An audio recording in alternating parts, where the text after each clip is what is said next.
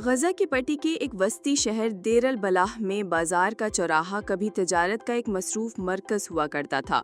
अब भूख से तड़पते खानदान सड़कों पर खुराक की तलाश में घूम रहे हैं। हालांकि वहां शदीद गजाई किल्लत की सूरत हाल दरपेश है। जैसे कि आप देख सकते हैं कि मैं सुबह 6 बजे से बाजार में मुसलसल चल रहा हूं और यहाँ खाने के लिए कुछ भी नहीं है। 3 हफ्ते गुजर गए, मेरे बच्चों और मुझे कहीं भी रोटी नहीं मिली। मेरी बेटी भूख से चीखो पुकार कर रही है क्योंकि उसे खाने को कुछ नहीं मिला। यहाँ न खाना है, न रोटी और ना ही आटा। गुज़िश्ता रोज़ हमने पड़ोसियों से दरख्वास्त करके 2 कैन मटर लिए। इस तरह हम उसके लिए कुछ खाने का इंतज़ाम कर सके।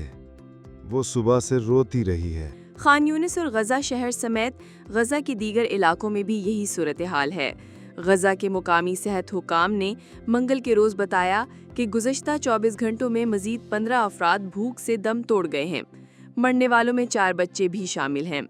हुकाम का कहना है कि मार्च से अब तक भूख और गजाई कमी ने 80 बच्चों समेत 101 जानें ले ली हैं। मुकामी सेहत हुकाम ने खबरदार किया कि जारी इसराइली मुहासरे की वजह से इंसानी बहरान मजीद संगीन होता जा रहा है।